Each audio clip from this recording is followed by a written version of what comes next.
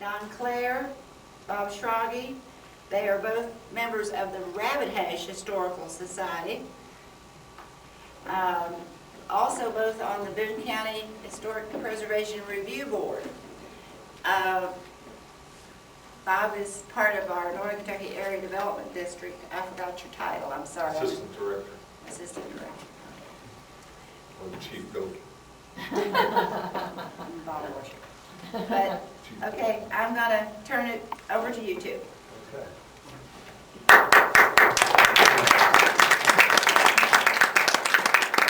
I would like to correct you. One thing you said when you said there's two gentlemen tonight. I'll let you decide which one is which.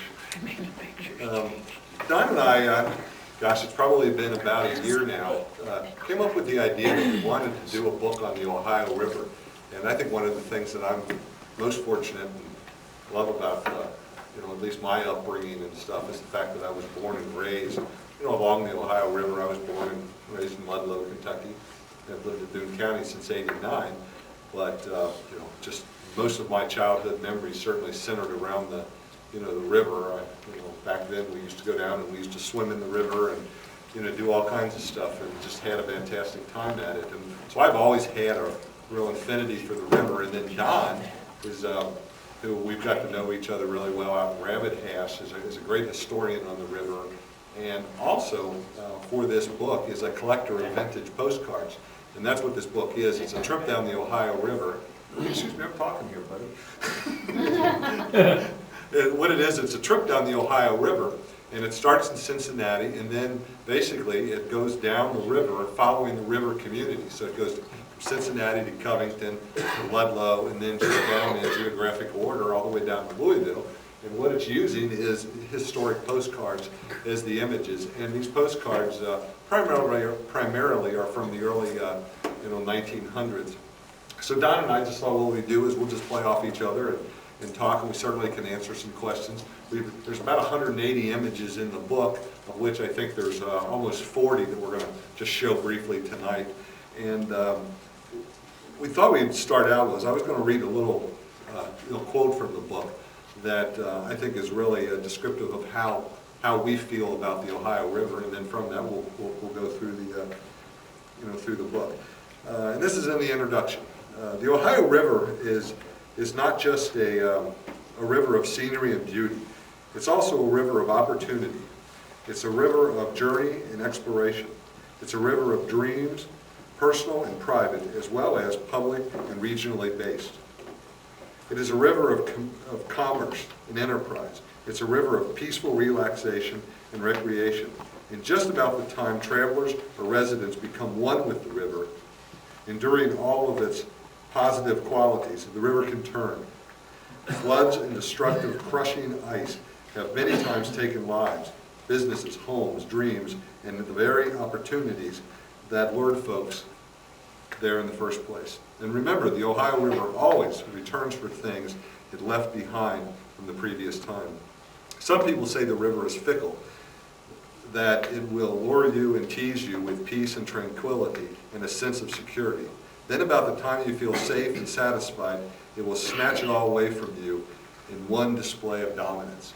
And that's how we sort of feel about the river, its beauty and its, and its power. So I think what we'd like to do, you want me to flip to that? Okay. I was just going to give some background of the river first, and then we'll go through some slides. We're kind of lucky living in Boone County because we have 35 miles of Ohio River frontage. And I don't think we have to tell you all what floods and ice can do. I'm sure you've seen it all. 37 being the worst. 1997 for us younger folks kind of shows what the river can do. I don't have the microphone. Can you hear? So anyway, in prehistoric times, the Ohio River in this section where we are, there were three main landmarks. One was Split Rock, one was Big Bone, and the other was the Falls of the Ohio. Any prehistoric traveler or any early European traveler, they all knew these three landmarks. And they happen to be right in our section that we're talking about on the Ohio River, this section of the Ohio River.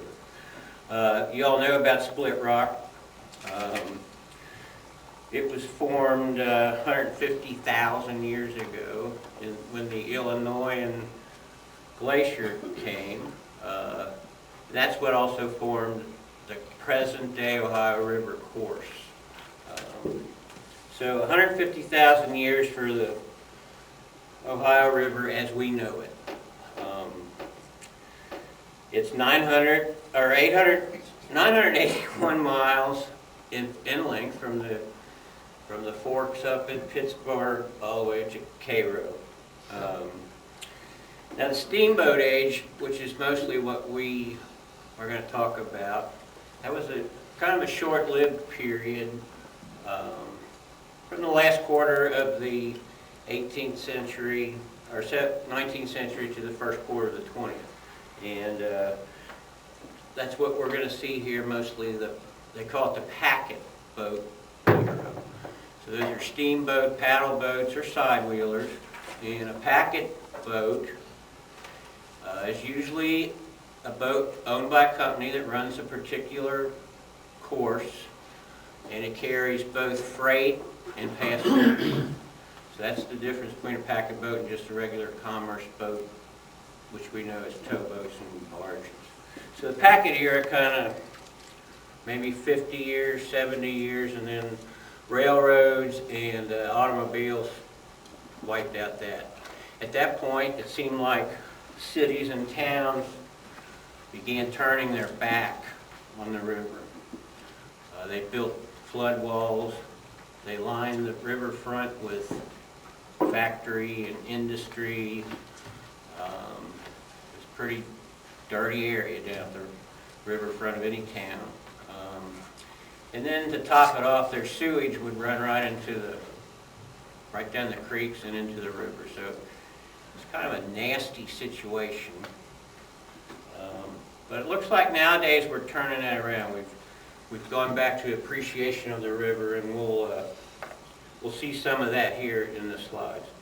But one of the most important things I think that I want to get across is our history and heritage, as you all know, is disappearing exponentially.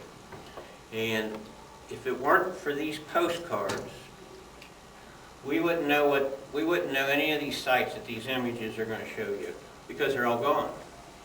They're all destroyed. The boats are gone. The towns are gone. So if it hadn't been for the insight of our turn of the century, mostly German lithographers from Germany who settled in Cincinnati, they knew how to make picture postcards. The study of postcards and the collection of postcards, it even has a name called deltiology. And it's deltiology now that we can thank for knowing the history and some of these sites that we're going to see. What else? On the cover, we included the Belle of Louisville. And on the back is the Roebling Suspension Bridge. So Cincinnati to Louisville. The Belle of Louisville also has a Cincinnati tie to it. It was built originally in 1914 up in Pittsburgh. It was for the West Memphis Packet Company. And it was named the Idlewild. And it finally settled in Cincinnati and renamed the Avalon. I'm sure somebody here remembers the Avalon. And then Cincinnati made the big mistake in 1962, and they sold it to Jefferson County Fiscal Court for a very nominal sum, and they've turned it into a national landmark steamboat, and it's still operating under the Jefferson County Fiscal Court. I don't have to say anything about the back photo. It's the Roebling Bridge. This particular image is before the Crew Tower. So that's before 1921. I didn't even try it. Are you ready? I I don't know, which one do you click? You know. This is this one. So we're going to show some of the images we got. There's 39 of them. The book has 180. So this is just a little teaser of what's really in there. This first one is the 1908 Ohio River Regatta. Now, in 1908, the people really appreciated the river. This was their recreation. There weren't any Bengals games or Reds games down at the riverfront. And remember, these people enjoyed the river, and this is the same river the sewage is all running into. And so you kind of wonder, how they survived. What's interesting too, because this was the Ohio River Launch Club started this regatta, and they had various races, and they had various classes, and one of them was Class C, which was the longest race. And so they had a race that was 16 miles long. It was the longest race at that time. It was very popular, and you can see that a lot of spectators came down to the river, to see this new form of entertainment. And it's also interesting to see the finery that they're dressed in compared to what we wear now when we go for a day on the river. And you'll see that in a lot of the pictures, all the way even going, a lot of you certainly will remember the Island Queen, and you see people getting off at Coney Island, dressed to the hilt. Probably nothing we would do anymore, so. You ready? Yes. This is a picture of a thing that many of you would recognize, but this is Government Square, downtown Cincinnati. And in 2006, Government Square was reconfigured. So if you go down there on 5th Street, you can see it's a major bus transfer station. And it was originally called Government Square, basically because of the existence of federal buildings, courthouse, and the Federal Reserve was there too. So that's how it got to be Government Square. I'm wondering, and I've never even thought about this, but I don't know if the Albee Theater's in that picture or not. I guess it's not. It would be down. It'd be down in the next block. Yeah. That's looking east Yeah. where the Fifth Street jogs.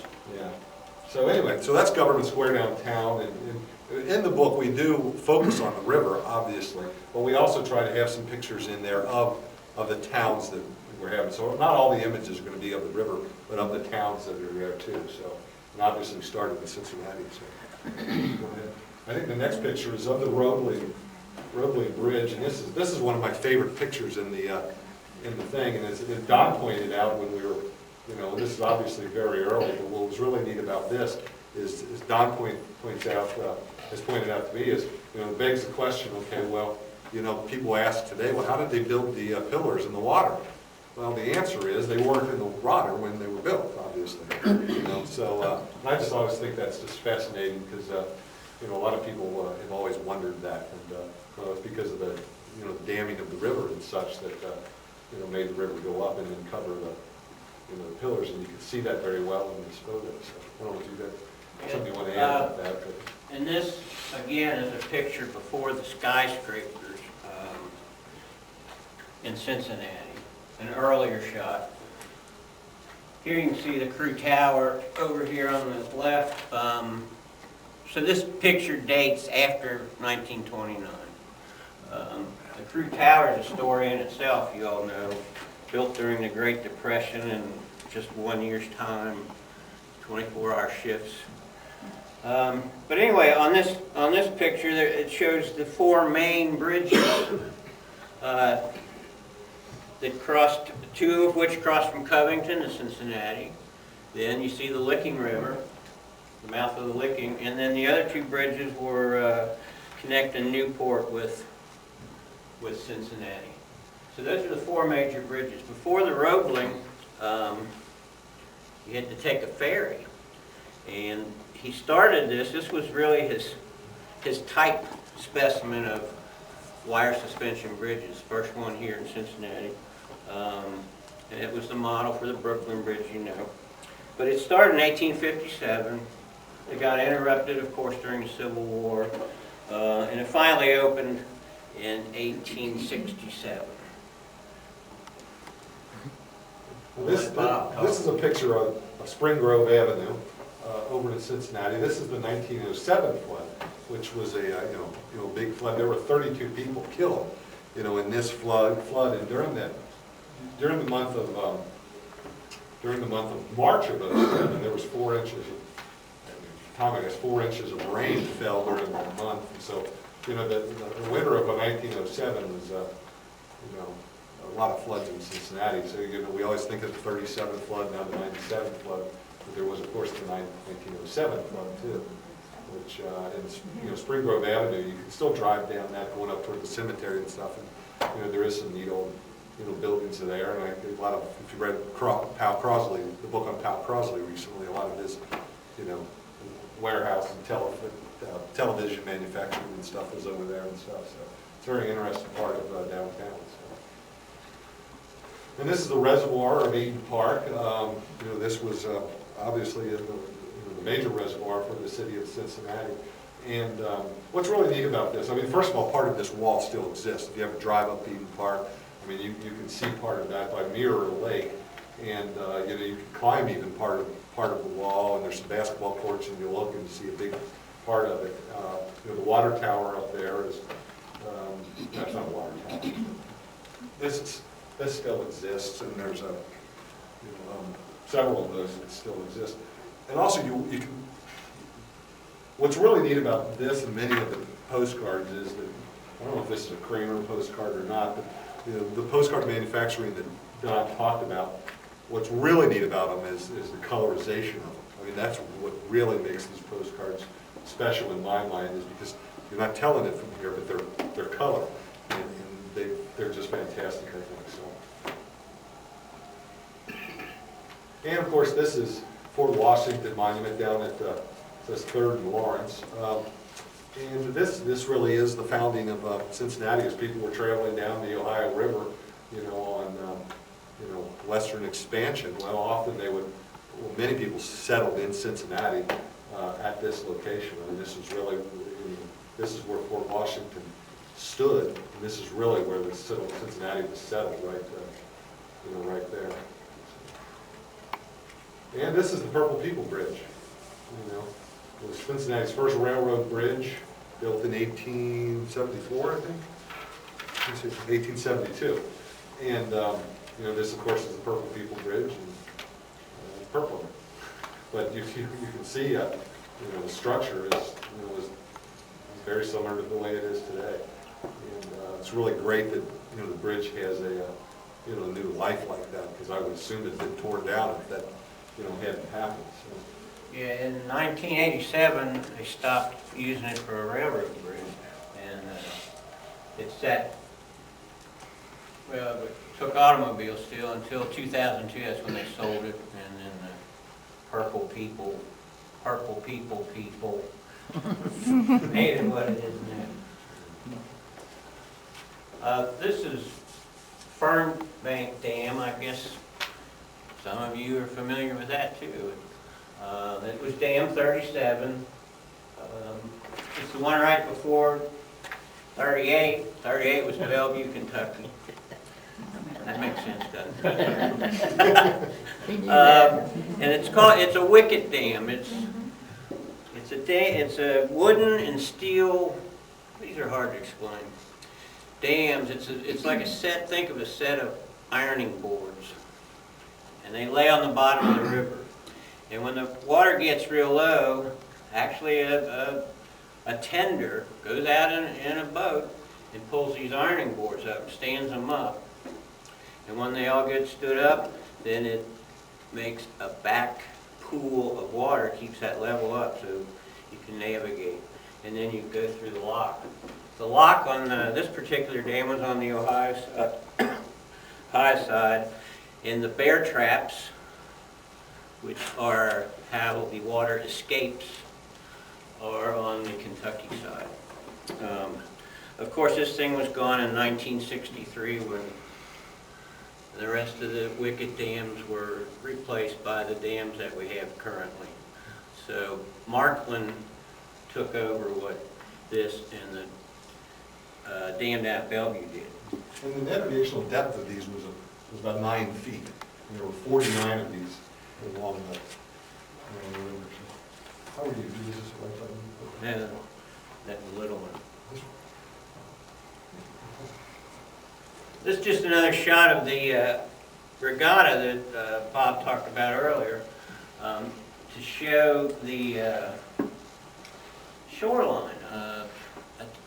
Cincinnati doesn't look like that anymore. It was actually had beaches, and actually the biggest beaches were on the Dayton, Kentucky side and Bellevue side. And people went there and they had swimming clubs, and it was not unusual to see sewage float right by when they were out in the river enjoying the swimming. So we've come a long way. Again, the style of boats are different. We picked this card. This is kind of important in the postcard history because originally the government printed what they called postal cards. You could send a postal card for a penny, whereas a letter was 2 cents. And you had to write on the front. So then Congress passed, private people could make postal cards and they could put pictures. That's when we got Kramer Art Company and Kurteich, German. And like Bob said, the colors in these postcards are phenomenal. And that's what they're known for. They were actually printed in Germany and sent back. But anyway, the government allowed private companies to make these picture postcards. But again, the rule was it's right on the front. So you got this picture and the notes written all over the picture usually, because the back was reserved for the address. And then in 1907, I finally approved a split back postcard. So the front could be a full picture, and on the back you had the address on one side and the note on the other. So that's interesting about postcards. This is a picture of the river basin from Mount Adams, which of course is up by the Eden Park area. And Mount Adams is an absolutely gorgeous view of Cincinnati, and a lot of people might remember the incline, which I think we have some pictures. The Mount Adams incline. Several presidents have gone to Mount Adams. Of course, John Quincy Adams, but also even Herbert Hoover went there when they celebrated the dredging of the river, and I think to about 5 feet. But so there's been several presidents have gone up there. And it's just a great view of Cincinnati, particularly from the church up there and from the overlook. So. And you can see the industrial downtown too, and many people, and that's what the biggest business of the incline probably was, is the people living in Mount Adams and then taking the incline downtown to their jobs along the riverfront.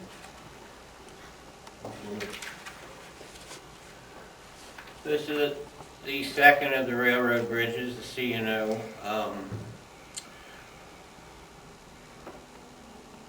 Again, it's downriver from Covington. You can see the Carew Tower in here.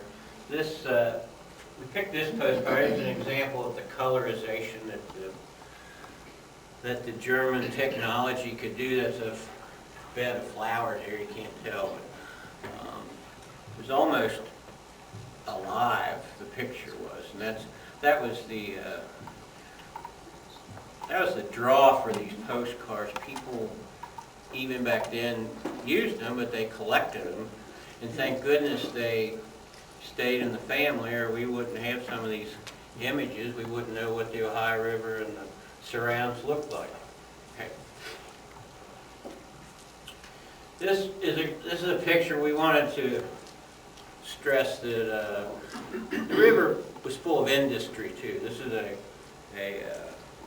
coal elevator in Lawrenceburg. I don't know if that's where the gambling boat is or not, but close to it. That's my money going right into the Yeah. road. Yeah, that's your money going on.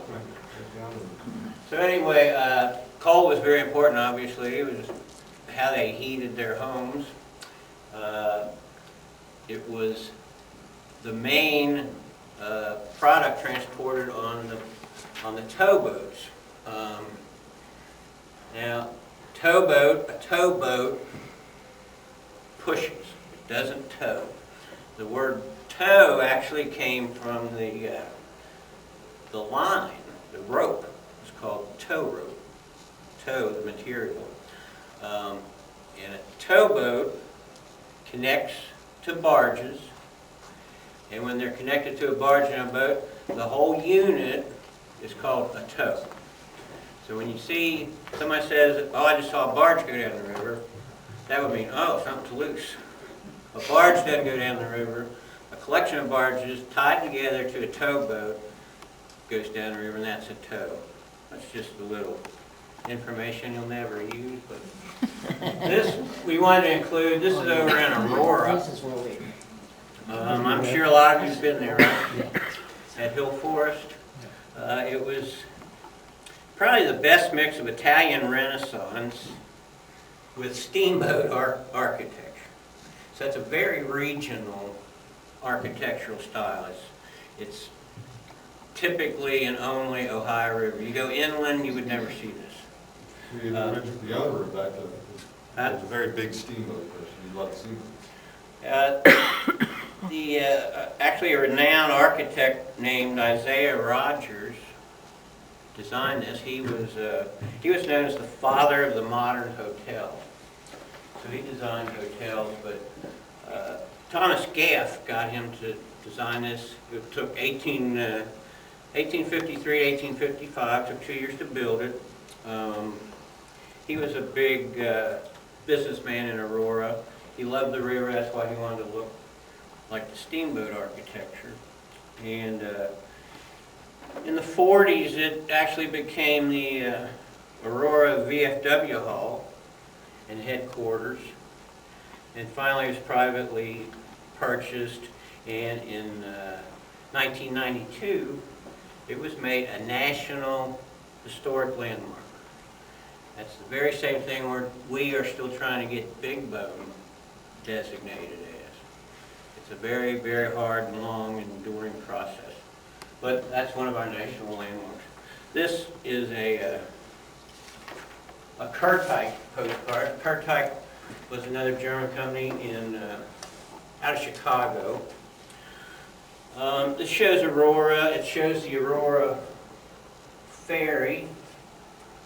Also the Aurora wharf boat. The wharf boats where the city of Cincinnati and the city of Louisville would all stop to unload goods and take on and let off passengers in Aurora. It's the second oldest running ferry in Kentucky, in Boone County, obviously. There's still one running. And this, of course, is talked about Split Rock. It was the Illinois Glacier about 150,000 years ago created this. In the turn of the century, excursion boats from Cincinnati would come up and go to Split Rock, actually come down. With emerald hunters, the people would come down here to peck on the rock, hoping to find emeralds. They were supplied a little miner's hammer, or whatever they're called, those little pecking hammers. That was their excursion, that was their picnic. They'd leave Cincinnati, go for a nice boat ride, come down here and beat on the rock, and go home empty-handed, of course, but there were no emeralds. But it was a way to spend the Sunday afternoon. In 1803, Meriwether Lewis was coming down the Ohio River. He was sent by Thomas Jefferson to meet up with William Clark in Louisville at the beginning of the Lewis and Clark expedition. Jefferson asked him to stop in Cincinnati and look at a collection of bones that Dr. William Goforth had, which he did. He stayed there a week, and he sent his men on down to Big Boone Creek on their boats, not exactly like this, but this is a replica of a flatboat. And he went overland with Dr. Goforth to Big Boone to actually collect specimens for Jefferson. They packaged them up, put them on a boat, and it abruptly sank somewhere below Cairo. So Jefferson never got to Boone. But Boone County had a 200th anniversary celebration, the bicentennial of Lewis and Clark, and the citizens got together and built this replica boat. And it's still currently, it's down at Big Boone Creek at Jane Saddlebag being preserved, so it's interesting to watch. This next picture are just some, we've transferred into Carrollton, Kentucky, not far down the river. And you can see in this picture, in the next pictures we'll see is, some of their downtown and, the really center of the county. Here you can see, looking toward the river, just sort of its agricultural space. And Carrollton certainly is a tobacco-producing county, much more than the past. But so that's what the picture is. The next one I think is downtown in Carrollton, and you go down, it's still got a courthouse in the center and a square around it, which is it's very nice. And I particularly like, I love pictures that have old horse and buggies in them. And, people standing on the street corners are some of my favorite photos and stuff. And this one has this. Thanks to Carrollton, Rabbit Hash got its official name, Rabbit Hash.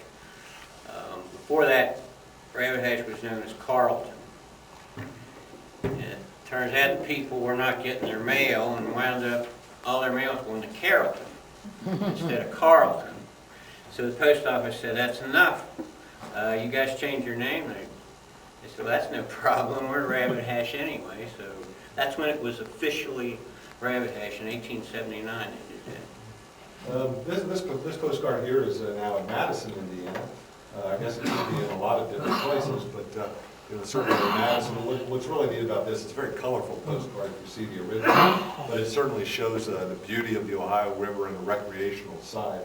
And some of the pictures in the book, we certainly showed the industrial side, but this just shows the river in a very peaceful state, and almost cruise-like on a ship there. So. This is a nice picture showing a houseboat and with a skiff. And a houseboat in the older times were like houseboats today. They were recreational. You took your friends down there on the weekends. But they were confused with shanty boats. Shanty boat and houseboat are two different animals. Shanty boat, people actually, that was their home. They lived on it. They would float down the river, land in a nice looking bank, plant a garden, raise their kids. If they got tired of it, they'd tie off and float some more. So a shanty boat was moved around more, whereas a houseboat, they did keep them kind of handy because they, of course, were expensive, but they were more recreational. And that skiff is how they got back and forth and visited around with each other. But there were a lot of, believe it or not, houseboats that were on the river at this time. All right, now we're in Louisville. The trip's not quite as quick in the book, but this is obviously a Derby ticket from 1942, and $5 to get into the Derby. In 1778, a fellow by the name of Meriwether Lewis Clark. He was a grandson of William Clark, and he founded the Louisville Jockey Club's first racetrack, and he built it on his uncle's farm. His uncles were John and Henry Churchill.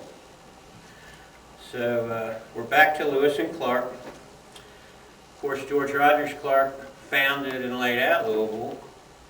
And Meriwether Lewis Clark founded and laid out the most constant run America's sports event in history, the Kentucky Derby. And that's why we put the this image in there. You know, we have to get the fast horses. Oh, this image. This was a good example of a picture's worth 1,000 words, I thought. If it didn't say Louisville, you couldn't really tell it was Louisville. It could be Evansville, it could be Cincinnati, it could be anywhere along the Ohio River. In the background, you can't see it too good on this slideshow, but the Big Four railroad bridge is in the background. That's how you can tell it's Louisville. The Big Four, which is still there, was the Cleveland, Cincinnati, Chicago, and St. Louis Railroad. And that bridge is still present. But the activity down here on the riverfront, before these bridges were there, you could multiply that by 100. And that's what the site would be every day. And that's, you know, without that postcard, that particular postcard, we would never know we'd never know that image today, because that's all gone. Louisville is a good example of what some cities did in planning, you know, a while back, and I'm sure they would absolutely love to, you know, go back so many years, but they've got an expressway right along the riverfront, but they would love to have not done that now, because it really blocks off the town, you know, from the riverfront and you know, and their history. So, you know, Cincinnati's fortunate that they don't have, you know, east-west expressway like they do. That's just completely cutting them off. This photo we included because it's a very significant Ohio River Valley structure. It's called the United States Marine Hospital, and it's not a U.S. Marines, as we know. It's not an armed forces hospital. It's a hospital for men who work the river. It was the prototype for about 7 others around the country, and this particular building, like all the others, faced the river, and they added a widow's watch, on the top, because they felt that in the course of whatever the old riverman was recovering from, if he was able to go up and look at the river, he'd recover quicker. So they always had a place for the riverman to view the river. So that was the very first one built, and that was in Louisville in 1845. They built that. This is one of my favorite shots. People stopped in Cincinnati because they wanted to. People stopped in Louisville because they had to. The Falls of Louisville dropped 37 feet in a matter of 2 miles. And it was hardly navigable except for maybe a few weeks out of the year. So what the people had to do, most of the time, they'd stop, unload their boat, portage it around the falls, and continue downriver. So it naturally caused this area to populate. And you can see the surrounding areas in Louisville, Portland, Clarksville, Indiana, that whole area due to that one natural obstruction in the river. And if I'm not mistaken, this was the only obstruction on the river, the The entire only Ohio navigation River. obstruction.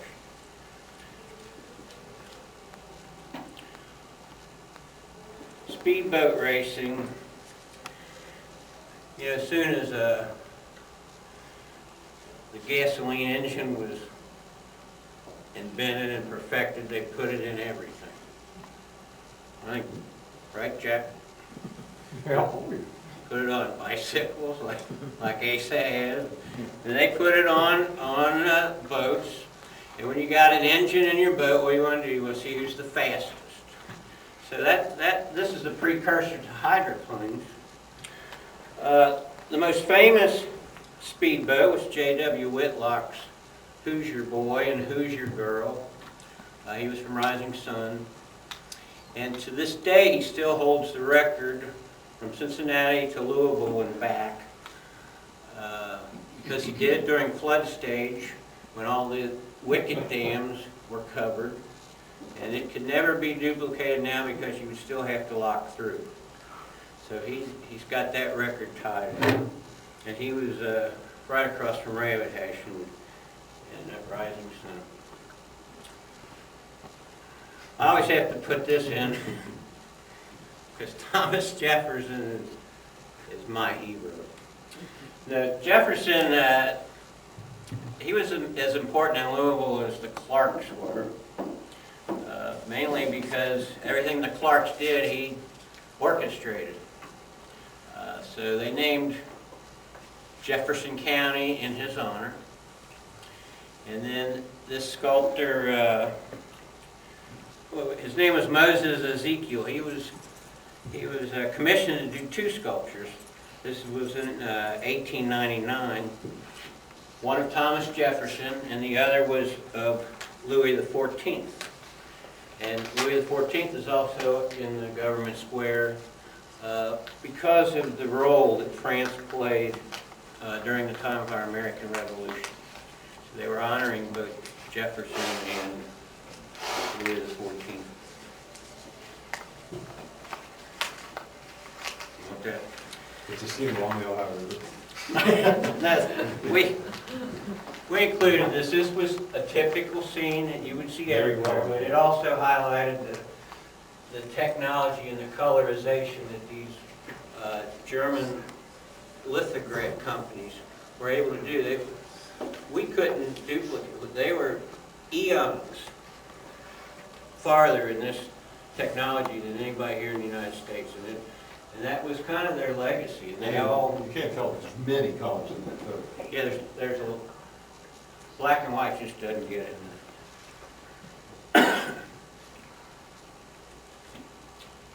This is a picture. What's interesting about this is a story we try to tell in the book a little bit. Is some of the tributaries that feed into the Ohio River. Now this is on the Little Miami River, which is quite long, and it's a very historic river too. But one of the most fascinating things I thought about the tributaries was more how they were used during ice storms and stuff like that to protect the boats. Because one of the major ways that all of the steamboats were damaged was during the winter, and it would freeze, and there would be ice, and then it would fall, and then the ice would slam into the river boats, and that would really do a lot of damage. Well, during the winters, they would often bring those boats up to tributaries, and that would help protect them. But you're going down here, like Little Miami goes through state parks, and it's just a natural beauty, and there's as much beauty on these tributaries as there is on the river in a lot of cases. So there's often, when you look at some of the overlooks, I mean, if you look at some of the pictures back on Rising Sun, you'll see the tributaries coming out, and I think those are really fascinating to explore too. That's what that one is. And of course, this is Coney Island, and this is the island, pulling up, at the Coney, and I think most people, probably I'm sure everybody in this room knows the Island Queen, its story, and how it was destroyed in '47 in Pittsburgh through a boiler explosion. And this, of course, is Coney Island. This walkway still exists at Coney Island, and it's there, and the pathway down, down to the river. I, born and raised in Ludlow, I know my family used to always tell me how they would board the Island Queen. I believe they told me in Ludlow. And then take it the 10 miles up to Coney Island, and there's so many pictures of going up there where people were just in full beautiful dress and really made to the hilt for probably a Sunday cruise, and such. So I think all the Coney Islands